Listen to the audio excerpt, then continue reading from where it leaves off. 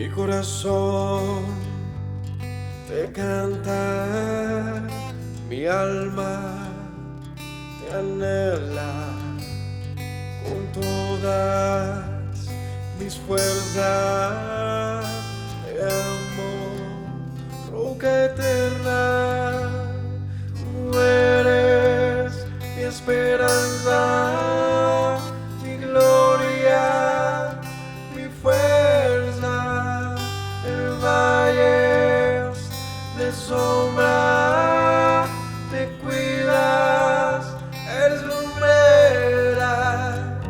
Tú eres fiel, no me dejarás. De la muerte me levantarás.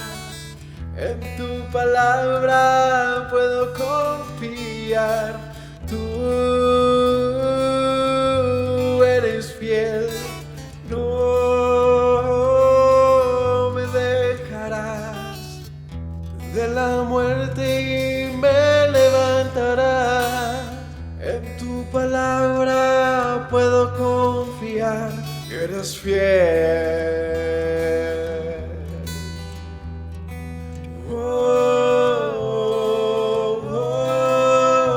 Mi corazón te canta, mi alma te anhela con todas mis fuerzas. Te amo, roca eterna, tú eres mi esperanza, mi gloria, mi fuerza. En valles de sombra me cuidas, eres lumbrera. Tú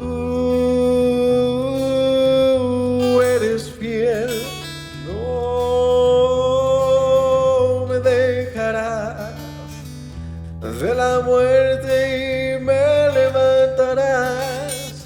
En tu palabra puedo confiar. Tú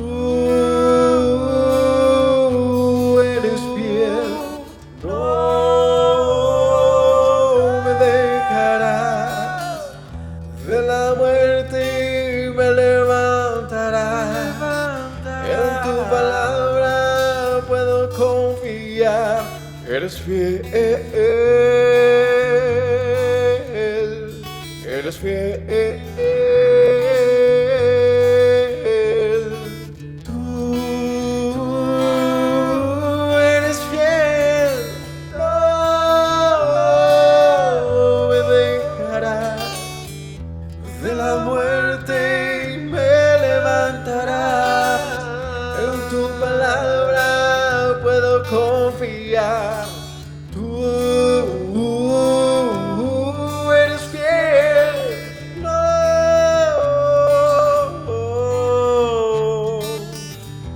De la muerte me levantarás. En tu palabra puedo confiar. Tú no.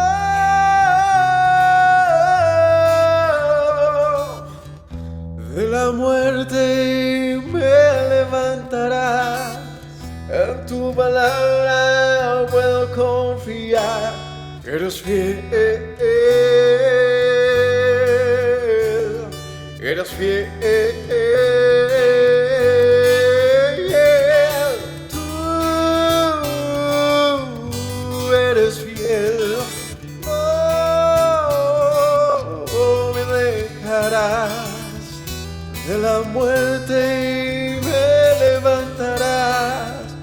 En tu palabra puedo confiar.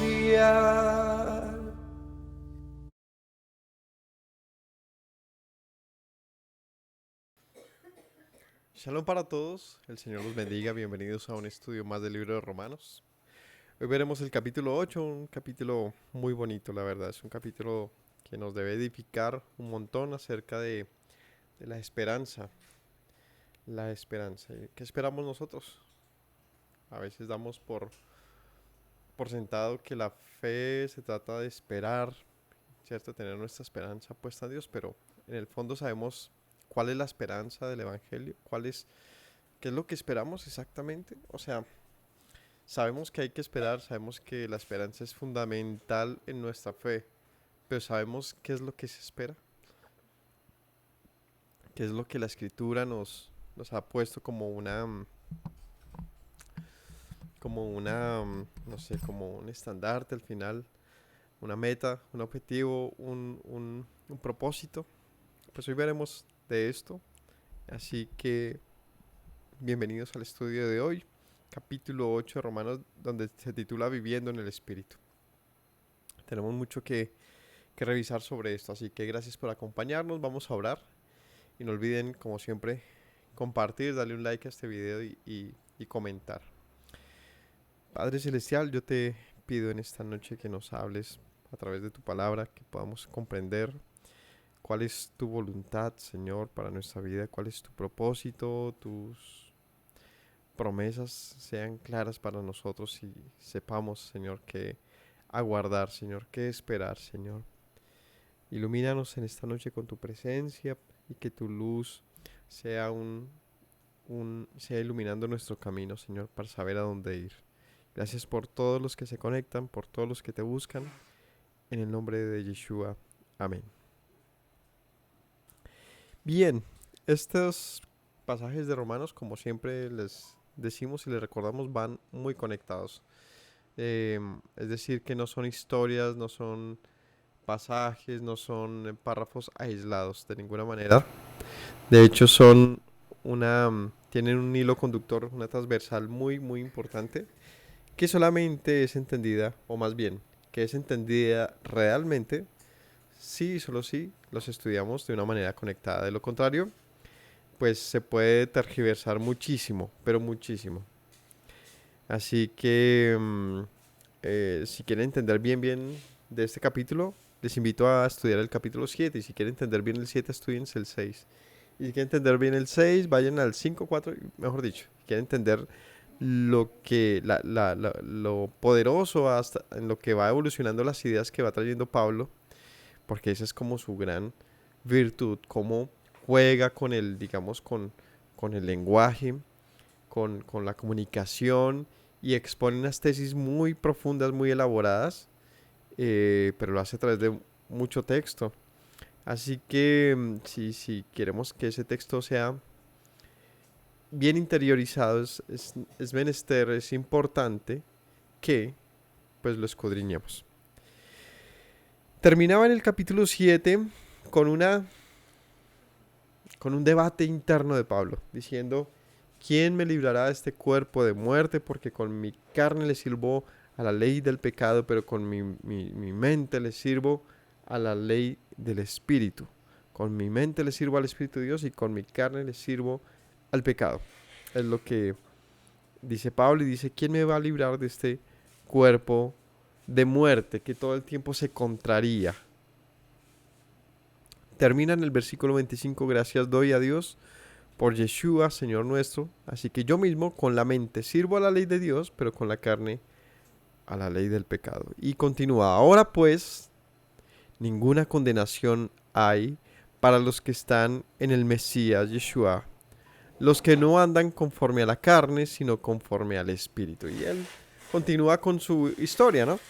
O sea, él mismo se pone de ejemplo. Dice: pues ustedes sufren por la obediencia, yo también. A mí también se me dificulta, porque queriendo obedecer a Dios con todo mi corazón, no siempre lo hago, porque mi carne es impulsada a pecar.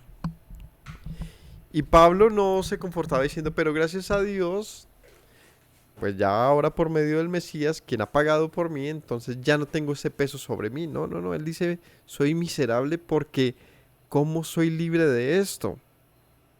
Ahora dice: pues tranquilos, porque no hay ninguna condenación para los que estamos en Yeshua. Es donde todos dicen: a ver, si estamos en el Mesías, pues no importa que tengamos digamos, una actitud carnal pecaminosa, finalmente,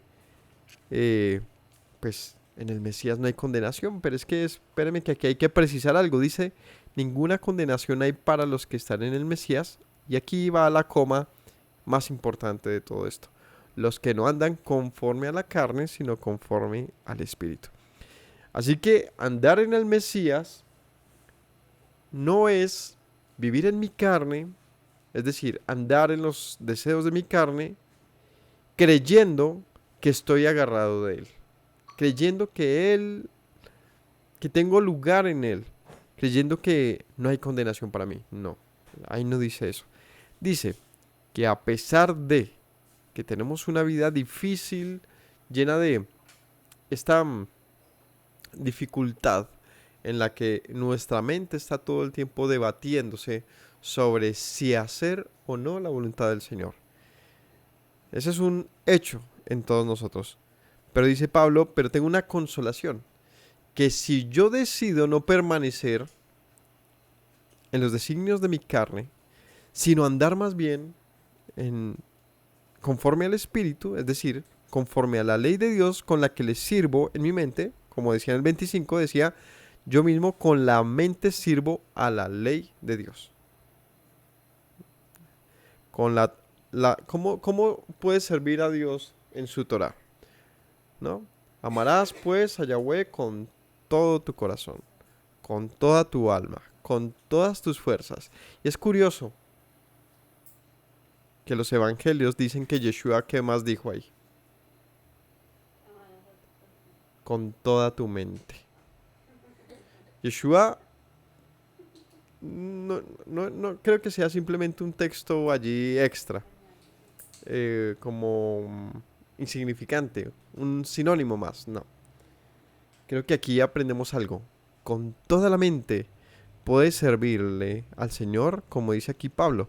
Yo mismo con la mente sirvo a la ley de Dios, pero con mi carne a la ley del pecado. Esto lo que significa es que la mente, el deseo, la voluntad de Pablo estaba en servir a Dios, pero no siempre lo hacía así, porque sus hechos muchas veces evidenciaban, como en el caso de cada uno de nosotros, de todos, evidenciaban otras cosas. Pero él dice, pero yo sé que no hay ninguna condenación para mí, a pesar de que yo peque como he pecado cuando peco, diría Pablo, sino que no hay condenación para mí porque no ando conforme a mi carne. Es decir, reconocer, ser sincero y reconocer que nuestra carne nos pesa fuerte, no significa que entonces nos desenfrenemos en los deseos de nuestra carne, sino más bien que a pesar de eso le ponemos el freno necesario porque nuestra mente es más fuerte que nuestra carne. Aquí Pablo está diciendo que eres vencedor si estás en el Mesías. ¿Y cómo sabes que eres vencedor si estás en el Mesías? Si tienes tu mente en la ley de Dios. ¿Y cómo sabes que tu mente está en la ley de Dios? Porque el pecar no te es fácil. Porque el pecado no es un obrar en el que no encuentras restricción. Por el contrario, tu mente todo el tiempo te restringe acerca del pecado que tu vida te impulsa a hacer, que tu cuerpo, tus deseos te impulsan a hacer, tu mente todo el tiempo te frena. Porque de esa manera en el espíritu le sirves a Dios. O sea que el espíritu, la mente y la ley tienen, aquí viene algo muy interesante, todo que ver. Generalmente no conectamos mente, espíritu y ley, porque parecieran ser tres cuestiones diferentes, pero no.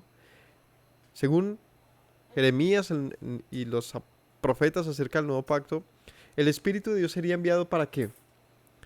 Para que nos enseñase, para recordarnos, para hablarnos todas las palabras de la ley, de tal manera que ya no estuvieran en tablas de piedra, sino en un corazón de carne. El Espíritu de Dios fue enviado para recordarnos la voluntad de Dios, la ley. ¿O no dijo el Mesías? Yo me iré, pero les dejaré un consolador para que les recuerde todas las cosas que les he dicho. El Espíritu de verdad. ¿Y de dónde ha sido enviado? Pues Pablo dice, con mi mente le sirvo a él. Más allá de cómo diferenciamos mente, alma, corazón, cuerpo, espíritu, todas estas como secciones que podemos encontrar acerca de nosotros mismos, el punto es que ha sido enviado como un testimonio dentro de nosotros. Es decir, es algo que podemos, que se manifiesta desde adentro y no desde afuera. Es un impulso a hacer lo correcto. Es un impulso genuino, profundo, de buscar la verdad y no la mentira. De no conformarnos con el engaño. De no conformarnos con un cuerpo que es pecador. Entonces decía en el versículo 1 otra vez, los que no andan conforme a la carne, sino conforme al Espíritu, para ellos no hay ninguna condenación. Porque la ley del Espíritu de vida en el Mesías Yeshua me ha librado de la ley del pecado y de la muerte. Aquí contrasta dos leyes. Recordemos que Pablo a todo le llama ley, ¿no? Y eso lo hace un poquito confusas algunas cosas, porque para un lector cuya única opinión de la ley es la Biblia o la Torá, pues resulta difícil interpretar a un hombre que en su léxico a todo lo que se convierte en una autoridad sobre alguien le llama ley. Y es que, pues, en efecto, eso es un significado de ley. Todo lo que sea una autoridad sobre una persona es ley, de una u otra manera. Por ejemplo, si a mí, no sé, si a mí me no puedo comer ciertos alimentos, ¿cierto? Porque, no sé, me suba el azúcar en la sangre, la tensión, cosas así, pues yo diría que es ley no comerlos. Para mí, ¿cierto? Podría decirlo tranquilamente, es ley, porque el hacerlo es una ley de muerte. Si yo como cosas que me lastiman, pues por ley moriré. Pero si no los como, por ley viviré. ¿Me hago entender? Es una palabra que es muy amplia y muy clara desde esa óptica. Es decir, que marca eso que se llama ley, es decir, algo que es imperativo sobre uno, determina, es algo determinante. Marca bienestar o malestar, vida o muerte, pecado u obediencia, no sé. Pero para los lectores muchas veces el concepto de ley solamente se traslada a la ley de Moisés. Por lo tanto, se malentiende muchas veces a Pablo pensando que cuando habla de la ley de alguna manera negativa, se refiere directamente a la ley de Moisés. Y a veces sí lo hace, pero no desde la óptica que nosotros queremos pensar. Por ejemplo, la ley no es solamente no matarás. La ley también es honrarás a tus padres. Es decir, encontramos mandamientos de prohibición, encontramos mandamientos de hacer, pero no solamente mandamientos de obediencia encontramos, también encontramos mandamientos de juicio, tipo, por ejemplo, el hombre y la mujer que sean encontrados en adulterio morirán. O el hombre y la mujer que sean hallados trabajando en día de reposo serán cortados del medio de su pueblo. Esos son leyes, pero no de obediencia, sino de juicio. Es decir, son leyes que un juez tiene que cumplir. De tal manera que son leyes de condenación para alguien que desobedece acerca de otro mandamiento. ¿Cuál mandamiento? Guardarás el día de reposo. No adulterarás. O sea que encuentro en una sola sentencia, no adulterarás, varias consecuencias. Si no adultero, perdón, si está el mandamiento, no adulterarás, ahí va una ley. Pero si yo adultero, viene otra ley que se aplica, y es la ley del juicio, donde yo tengo que ser pues llevado delante de un juez para que evalúe ese asunto y él ejecute una sentencia digna o correspondiente a la evidencia y al justo juicio. Pero si yo me mantengo en no adulterar y hago una vida correcta con mi familia y soy un buen padre, un buen esposo, un buen hermano, un buen amigo, etcétera, pues la ley también de ley te dice que te irá bien, que te irá bien, y que nadie tiene autoridad de quitarte, de restarte, de lastimarte, porque la ley se los prohíbe. Es decir, la ley tiene muchos alcances. Así que cuando hablamos de la ley de muerte, no quiere decir que lo que dijo Moisés, tipo, guardarás el día de reposo, es una ley de muerte. Es una mala interpretación, es un absurdo, porque también estaríamos cuestionando mandamientos tipo amar al prójimo, que están en la misma ley. Mandamientos tipo amar a Dios, o tipo matar, tipo robar, y miles, cientos de mandamientos. Todos están en la misma ley. Esos son mandamientos de muerte de ninguna manera. Cuando te dice la ley que no mates, te está librando de la venganza de la familia a quien mataste. Está librando a aquella persona de ser asesinada. No es un mandamiento de muerte, es de vida, por el contrario.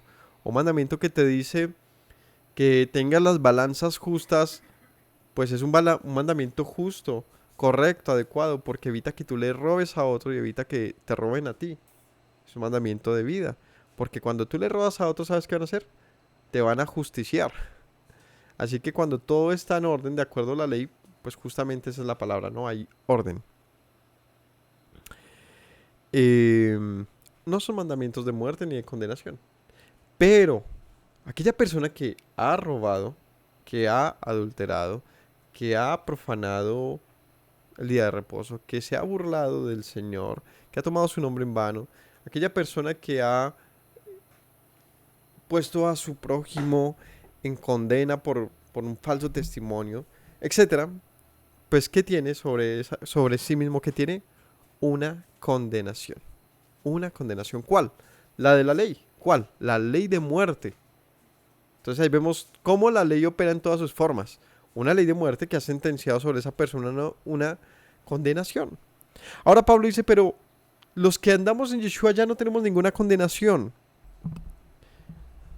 ¿Por qué? Porque ya no andamos conforme a esos impulsos de nuestra carne, sino que nuestra mente está sirviendo a la ley de Dios. Lean capítulo 7, 25. Así que yo mismo con la mente sirvo a la ley de Dios, pero con la carne a la ley del pecado. Entonces él dice, sigo pecando, pero con mi mente obedezco a la ley de Dios. ¿Cómo? De una manera, no sé, subjetiva, no, literalmente, no buscando quebrantarla. Entonces decía que no hay condenación para los que andamos conforme al Espíritu. La ley del Espíritu de vida del Mesías me ha librado de la ley del pecado y de la muerte. Entonces, ¿tengo yo condenación sobre mí? Claro, porque el Señor mismo dijo que el que peque debe morir. Es decir, que sin importar la gravedad de un pecado, el simple hecho de ser pecador ya me ha hecho acreedor de una condena equivalente a eso. Sea que nosotros lo consideremos así o no, es equivalente, porque se trata de que el pecado me separa de Dios, y el separarnos de Dios se llama muerte. Así que Pablo encuentra que hay una ley que nos permite librarnos de una ley. Eso es algo curioso.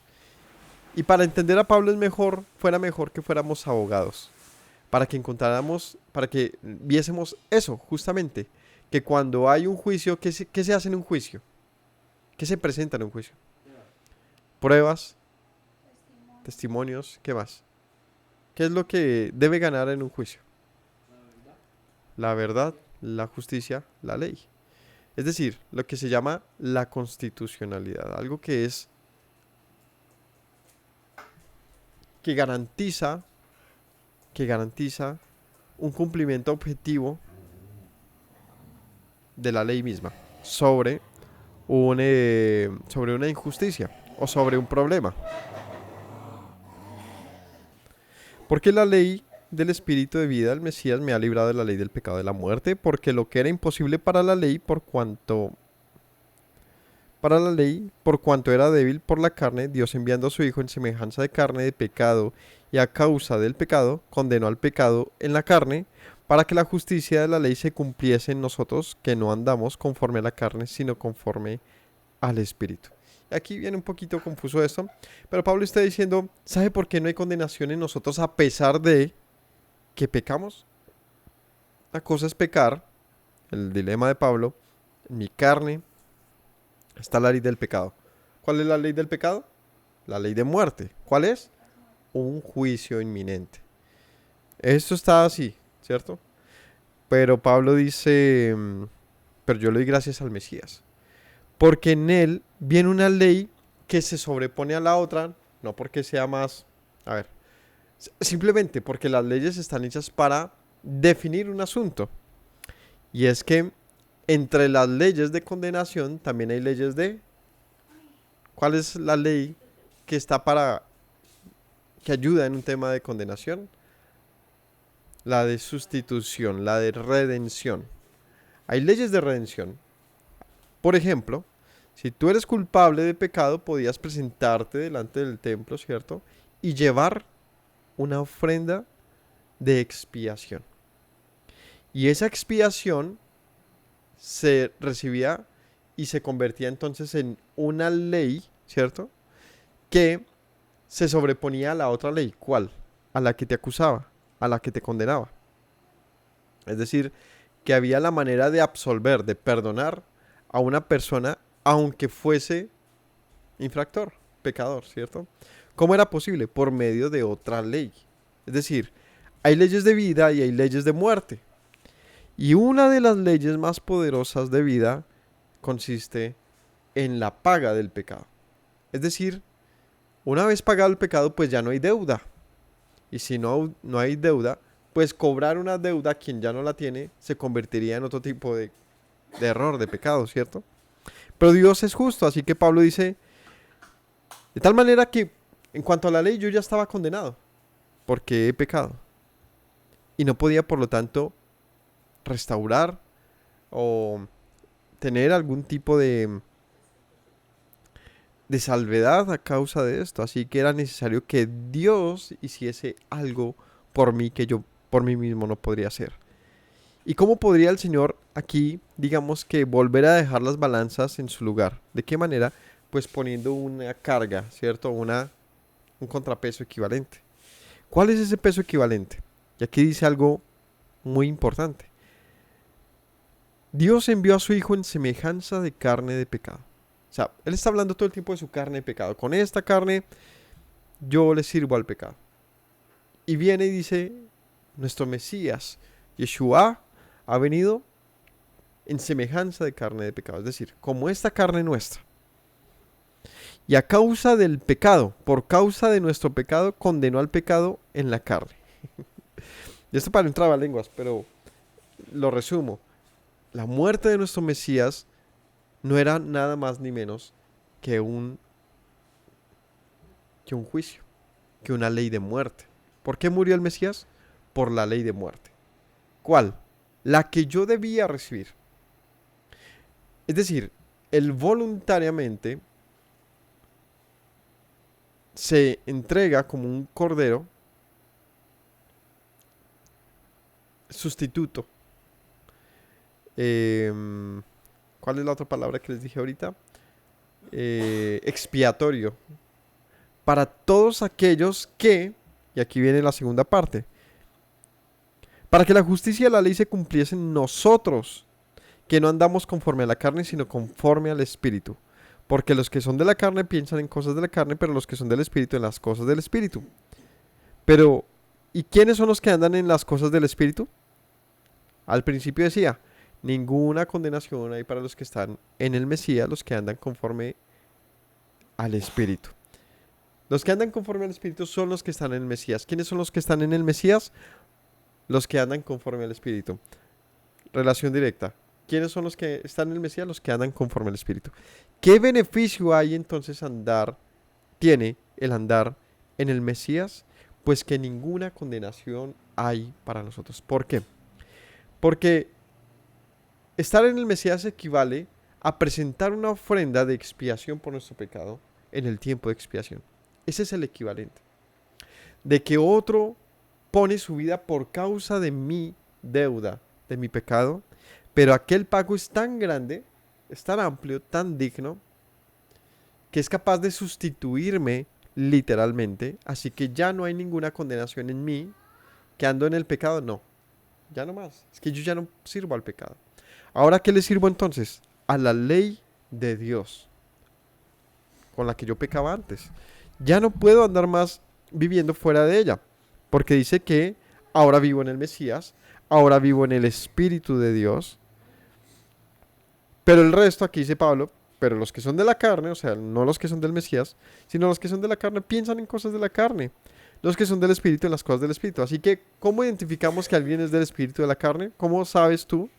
Pues porque tu pensamiento está en ¿qué? En la ley de Dios. No estoy malinterpretando nada. Pablo lo dijo en el versículo 25, capítulo 7, para que lo subrayen. Yo mismo con la mente sirvo a la ley de Dios, pero con la carne a la ley del pecado. Con la mente sirvo a la ley de Dios. El que piensa en las cosas de la carne, piensa en las cosas del pecado. El que piensa en las cosas de Dios, piensa en el Espíritu. El que se ocupa de las cosas del Espíritu, piensa en la ley de Dios. Así que, porque el ocuparse de la carne es muerte. Ya dijimos que en nuestra carne abunda. En nuestra carne se ha manifestado el pecado y la muerte. Pero el ocuparse del Espíritu es vida y paz. Cuando tú sigues la perfecta ley de Dios, ¿cómo vivimos? Pues bien, no les he dicho, no es evidente, que la ley no es más que el orden de nuestra propia vida. Porque la ley te indica cómo ser un buen hombre, una buena mujer, cómo ser un buen hijo, un buen padre, un buen esposo, una buena esposa, un buen estudiante, un buen trabajador, un buen señor, ¿no? Cómo ser un buen amigo, cómo ser un buen hermano. Todo eso lo indica la ley. Y no solamente lo indica, nos da instrucciones acerca de eso y condena el obrar de una manera distinta. Así que ocuparnos del Espíritu nos va a traer paz. O si tú eres un buen padre, hijo, esposo, amigo, hermano, ¿cómo es tu vida? Generalmente, ¿cómo va a ser? Pues positiva, buena. Porque estás haciendo bien las cosas. A menos que tengas enemigos que busquen tu mal, ese es otro cuento. Es decir, no es la oportunidad de que tú estás haciendo cosas malas y te cogen en ello, no. Es otro asunto y es que se distorsionan cosas en tu contra. Pero este no es el caso de lo que está diciendo acá, sino que el obrar bien, el hacer lo correcto, pues es vida y es paz. Tienes tu conciencia tranquila. Por cuanto los designios de la carne son enemistad contra Dios. No se sujetan a la ley de Dios. No pueden ni siquiera. Los que viven según la carne no pueden agradar a Dios. Y con esto llegamos a otra máxima que tiene que ser destacada. Dice Pablo, los designios de la carne son enemistad contra Dios. ¿Cuáles son los designios de la carne? Obedecer al pecado, es decir, desobedecer la ley. Porque el pecado es la infracción de la ley, la infracción de la ley. Ahora, si tú sirves a esos designios de tu carne, es decir, si eres un ladrón, si eres una mala persona, en todo lo que eso signifique que la ley te lo enseña bien, pues dice aquí, si vives de esa manera, pues no puedes sujetarte a la ley, o sea, no se puede sencillamente, porque el que roba, si lo hace como práctica, pues el dejar de robar no está en él, no puede someterse a la ley de Dios, no lo hace. Por lo tanto, dice aquí, no pueden, dice, los que viven según la carne, no pueden agradar a Dios. Y esto es algo importante, porque significa que los que no obedecen la ley de Dios no pueden agradar a Dios. Por lo tanto, los que obedecen a Dios agradan a Dios. De tal manera que encontramos aquí una conexión interesante. Que ¿cómo puedes agradar a Dios? Pues la ley misma lo dice. ¿Cómo? En obediencia. En obediencia. Dice Deuteronomio, ¿qué quiere Dios de ti? ¿Qué es lo que pide Dios de ti? Sino que le temas, que le ames y que guardes todos sus mandamientos. Eso dice la Escritura. Así le agradas a Dios. ¿Cómo le agradas a Dios? En obediencia. Pero si no obedeces, ¿qué pasa? Que no se puede agradar. No puedes. Pero ustedes no viven según la carne, sino según el Espíritu. Así que él dice, pero tranquilos que yo sé que ustedes son de los que viven según el Espíritu. Si es que el Espíritu de Dios mora en ustedes. Si alguno no tiene el Espíritu del Mesías, no es de él. Y aquí viene algo interesante. Y es, ¿yo cómo sé que vivo en el Espíritu del Mesías? ¿Cómo sé que Él está en mí? ¿Cómo sé que mi obrar... Ya hicimos conexiones, ¿no? Sé que vivir en el Espíritu equivale a la obediencia. Eso es lo que definimos. Y sé que vivir en la carne equivale a desobediencia de la ley de Dios. Si alguno no tiene el Espíritu del Mesías, pues no es de Él. Por lo tanto, si vivir en el Espíritu es obedecer la ley, no tener el Espíritu equivale a no obedecerla. Por lo tanto, no obedecer la ley equivale a no estar en el Mesías. Si alguno no tiene el Espíritu del Mesías, no es de él. Pero si el Mesías está en ustedes, el cuerpo en verdad está muerto a causa del pecado, pero el Espíritu vive a causa de la justicia. Y es donde empieza el asunto de la esperanza que les decía. Y es que Pablo dice, pero si tú estás en tu mente está en la ley de Dios y obras conforme a Él, porque entiendes que el Mesías te ha llamado para eso, para la obediencia, para vivir para Dios. ¿O no dice el Mesías que cuál debe ser nuestra petición? Que se haga la voluntad de Dios. ¿Y cuál es la voluntad de Dios? ¿Qué significa la voluntad de Dios? Pues es el designio, lo que Él ha dicho, su palabra. Dice bien Pedro y nos recuerda lo que dice por ahí un salmo. Que la palabra de Dios permanece para siempre. Si en verdad estamos en ella, equivale a andar en el Espíritu. Si el Espíritu de aquel que levantó los muertos a Yeshua mora en ustedes, el que levantó los muertos al Mesías vivificará también sus cuerpos mortales por su Espíritu que mora en ustedes. Y aquí es donde les digo que viene una enseñanza de esperanza. Porque dice, pues a pesar de que este tiempo sea difícil, que es lo que va a mencionar ahorita más adelante. Porque, claro, el que vive haciendo lo correcto tiene paz en su corazón, pero no siempre. Porque eso no significa que en la vida todo te va a ir bien. No, llega la gente, hay gente malvada, están las crisis económicas, están las guerras, están las enfermedades y una serie de cosas que nos atormentan la vida, ¿cierto? Así que Pablo dice, pero tranquilo, si en tu mente sirves al Mesías, si en tu mente obedeces a la ley de Dios, el mismo espíritu que levantó al Mesías de los muertos te levantará a ti de los muertos. Ese cuerpo que está muriendo, que es un cuerpo de pecado, será levantado en el día postrero.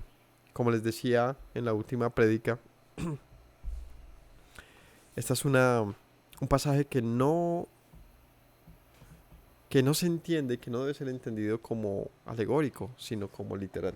Y está hablando de la resurrección.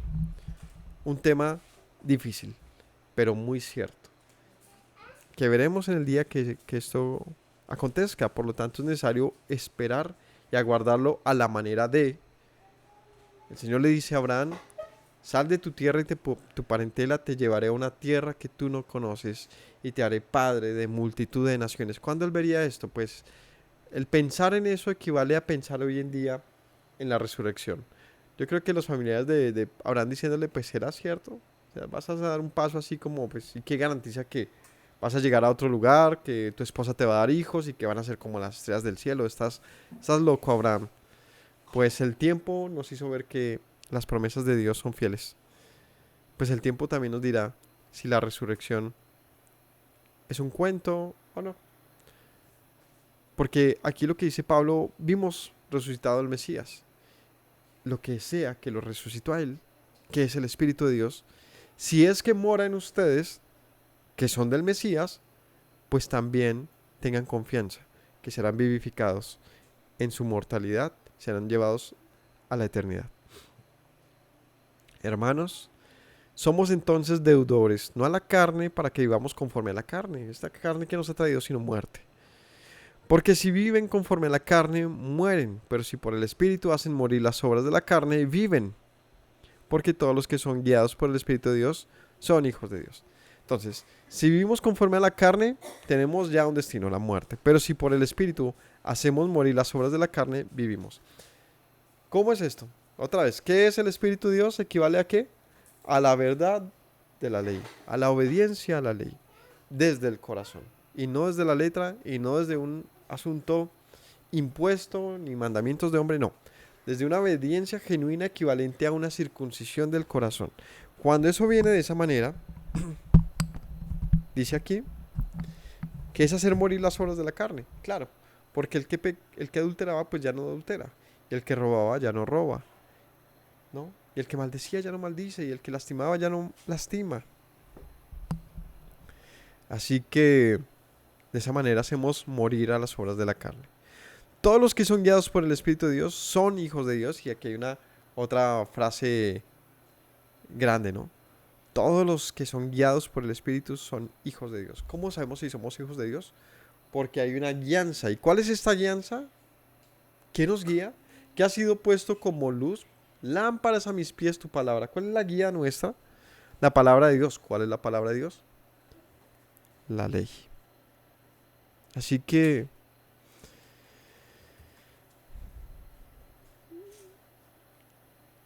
dice aquí, todos los guiados por el Espíritu, todos los que servimos a Dios en la obediencia a la ley, eso es vivir en el Espíritu. Por lo tanto, somos hijos de Dios. Pues no hemos recibido el espíritu de esclavitud para estar otra vez en temor, sino que han recibido el espíritu de adopción, por el cual clamamos, Abba, Padre. El Espíritu mismo da testimonio a nuestro espíritu de que somos hijos de Dios, y sí, hijos también herederos, herederos de Dios y coherederos con el Mesías, si es que padecemos juntamente con Él, para que juntamente con Él seamos glorificados. Y recordemos que Pablo le está hablando a romanos, a gente que no estaba en tierra de Israel, que no se consideraba a sí mismos pueblo de Dios. Seguramente entre estos habían muchos judíos, pero en el fondo ellos eran extranjeros. Y Pablo dice, pues qué lugar hay para ustedes, ¿no? Como Pedro y como arrancan estos capítulos y con hechos y todo el cuento de Dios no es Dios solamente de los judíos, sino también de los gentiles. Así que Pablo dice, pues si ustedes obran de acuerdo al Espíritu de Dios, pues tengan tranquilidad y ya no anden más en temor, en miedo, sino que ahora pueden clamar a viva voz, Abba. Pueden decirle al Dios de Israel, Padre mío también. Pueden decirle Padre. Porque el Espíritu nos testifica que somos hijos de Dios. ¿Cuál Espíritu? El de la ley. ¿Cómo así? Pues claro, dijo Yeshua. Les preguntaban, Señor, ¿quiénes son los hijos de Dios? Por sus frutos los conocerán. Independientemente si son romanos, colombianos, americanos, mexicanos, judíos, israelitas, quienes sean, serán evidentes los hijos de Dios por los frutos. ¿Y cuál es el fruto? El fruto del Espíritu es la obediencia a Dios.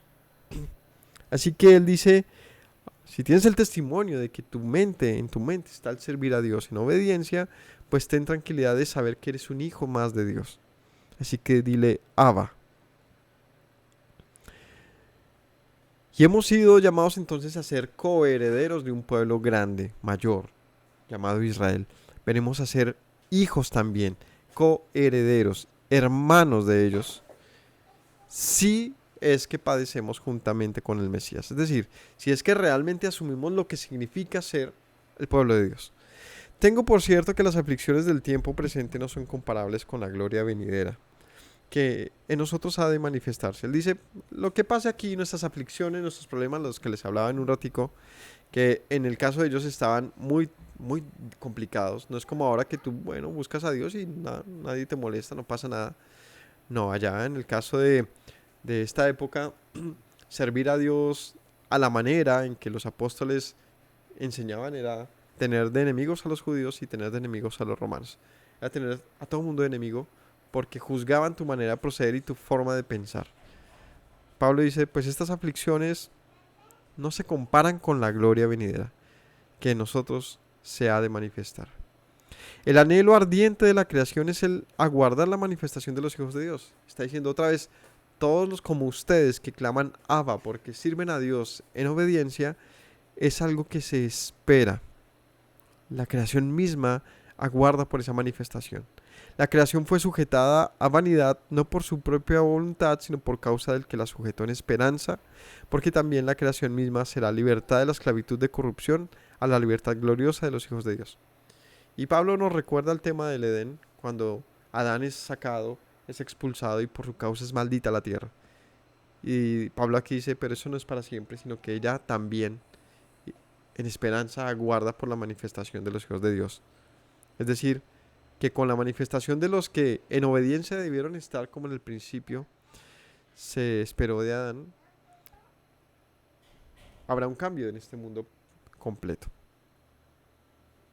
La manifestación de los hijos de Dios equivale a una señal profética de que las cosas serán vueltas al inicio. Sabemos que toda la creación gime a una y a una, está con dolores de parto hasta ahora. Y no solo ella, sino que también nosotros mismos que tenemos las primicias del Espíritu, nosotros también gemimos dentro de nosotros mismos esperando la adopción, la redención de nuestro cuerpo. En esperanza fuimos salvos, pero la esperanza que se ve no es esperanza. Porque lo que alguno ve, ¿por qué lo espera? Si esperamos lo que no vemos, con paciencia aguardamos. Y Pablo dice, así como la naturaleza misma del universo aguarda que todo sea restablecido, nosotros también lo hacemos. Y esperamos y gemimos y clamamos dentro de nosotros por la redención de nuestro cuerpo. Y Pablo enfatiza mucho en esto, en este asunto. No solamente un asunto de yo soy salvo, como algo muy espiritual, allá muy inalcanzable, sino él lo ve como un hecho fáctico que trasciende a que el cuerpo mismo de uno, nuestro cuerpo, sea ¿cómo se llama? Sea redimido, ¿cierto? Que nuestro cuerpo completo sea salvo, sea transformado. Así que esto no es un hecho que veremos lo pronto. Por eso es esperanza, porque es algo que se espera, que se anhela, de lo que aguardamos con fe. Como no vemos esto, entonces, ¿qué dice Pablo aquí? Con paciencia espéralo, con paciencia.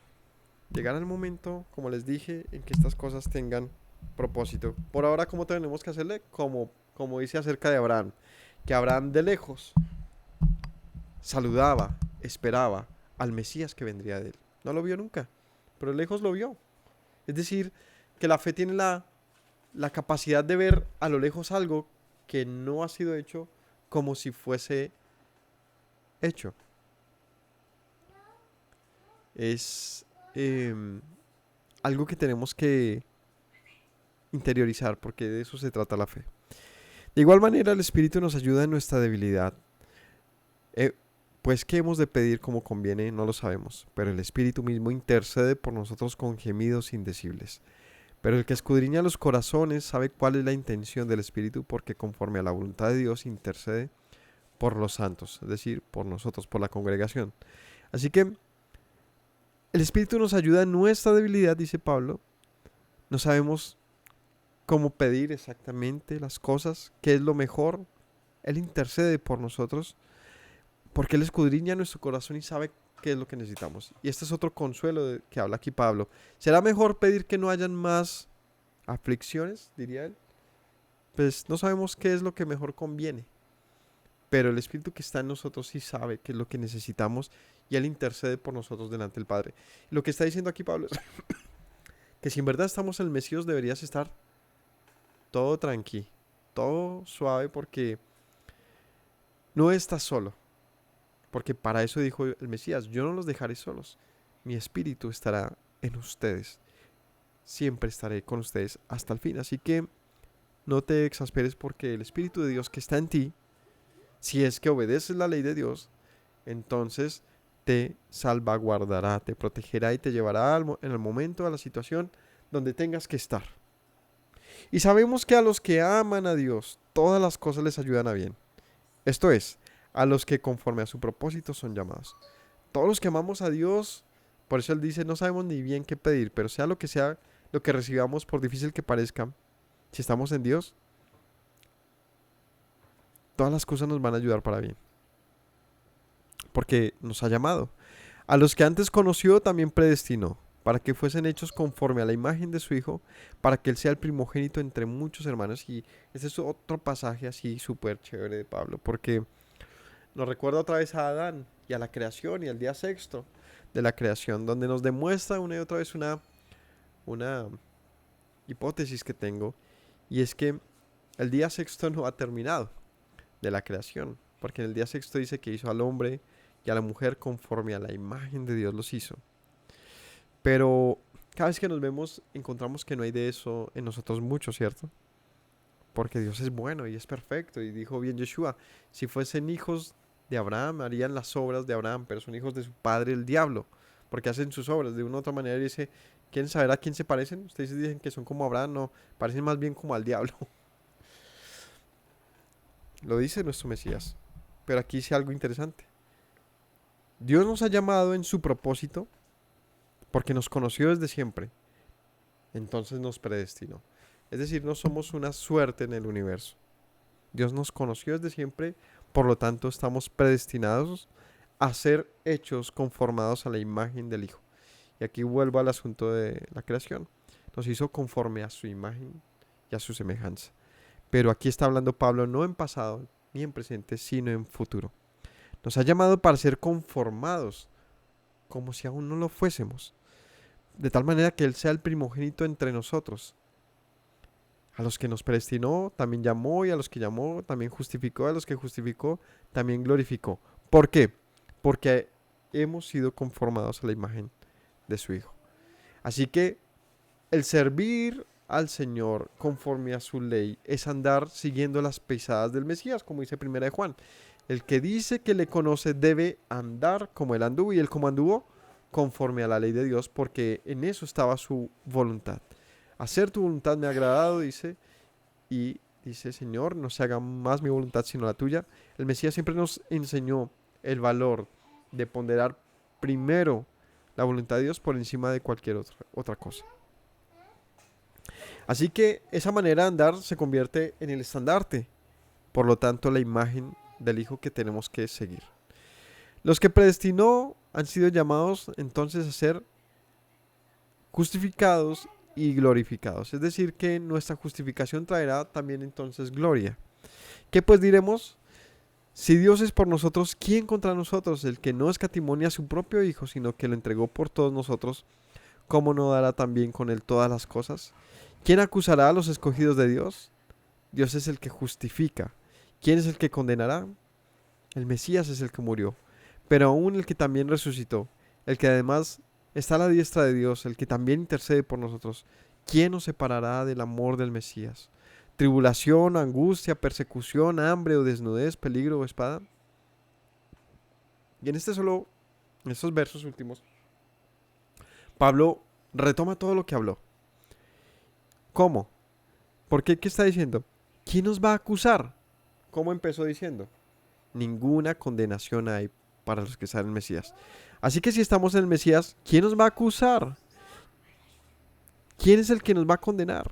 El Mesías es el que murió, también quien ha resucitado y quien intercede por nosotros. ¿Quién nos va a separar entonces de su amor? De lo que hablaba aquí, las aflicciones, tribulación, angustia, desnudez, hambre, peligro. Nada nos podrá separar. Por causa de ti somos muertos todo el tiempo. Somos contados como ovejas al matadero.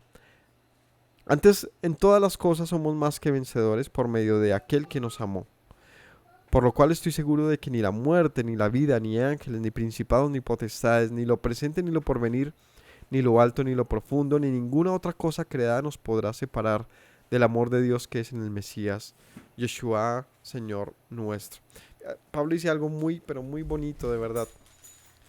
Y es que él está tan tranquilo, tan seguro, que si en su mente sirve con honestidad, justamente eso es a lo que se refiere la mente, algo que es genuino, que es profundo. Si de esa manera sirves al Señor, pues a pesar de que peques, y a pesar de que más bien hayas pecado, ninguna condenación hay para ti, pues ya no vives conforme a esa vida de muerte, sino que ahora vives conforme a la obediencia. El punto es que la obediencia se manifiesta, tiene un fruto evidente, y es que ya no vives en el pecado. Es decir, tus prácticas ya no pueden ser contrarias a la ley de Dios. Así que la obediencia se convierte en una forma de vida, literalmente. Y Pablo en eso encuentra la esperanza de todos, judíos y no judíos, pues todos seremos manifestados como hijos de Dios el día que le obedezcamos. Así seremos llamados su pueblo. Entonces dice Pablo, qué amor tan grande es este, que el Señor no escatimó a su Hijo para ponerlo en propiciación de todos nosotros con tal que alcanzásemos la misericordia de una oportunidad nueva, renovada en Él, para el perdón de nuestros pecados y entonces poder vivir. Los que habían sido llamados para muerte, pues no vivieron en sí mismos la muerte, sino el Mesías. Así que todo esto para algún día darnos vida a todos los que fuimos conformados a la imagen del Mesías. Qué grande amor es este, dice Pablo. ¿Qué condenación hay entonces? Pues ninguna, ya no hay nada que hacer. Aunque el mundo te condene, aunque el mundo te persiga, aunque el mundo te bloquee, te cierre las cosas, te las ponga muy difíciles, dice Pablo, no te preocupes, porque el amor de Dios ya se ha manifestado y ese debe ser tu consuelo y tu esperanza. Que tengan todos una linda noche y gracias por habernos acompañado hoy al capítulo 8 del libro de Romanos. ¿Si fue el 8 o el 7? El 8. Bendición para todos. Shalom. Me presento nuevamente, mi Rey, mi buen Señor. Mis pasos se han desviado, necesitan dirección.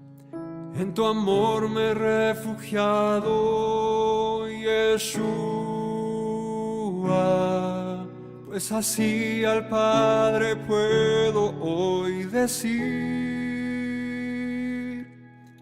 Me presento nuevamente, mi Rey, mi buen Señor. Mis pasos se han desviado, necesitan dirección. En tu amor me he refugiado, Yeshua, pues así al Padre puedo hoy decir. Abba, Padre, Baruch atah, Señor Dios nuestro Rey de eternidad. Abba, Padre, Baruch atah, Adonai Eloheinu melech haolam.